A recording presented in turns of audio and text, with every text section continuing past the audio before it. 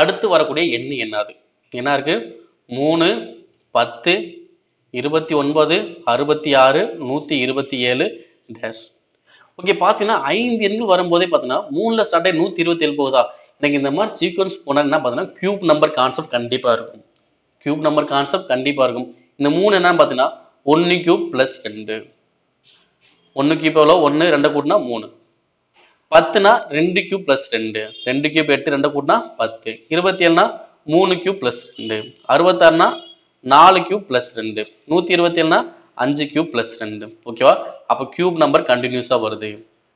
அப்போ 5 கியூபுக்கு அப்புறம் என்ன வரும் 6 கியூப் பிளஸ் 2 6 கியூபுக்கு எவ்வளோ 216 2 கூட்டினா 218 ஆன்சர் எது வரும் ஆப்ஷன் சி.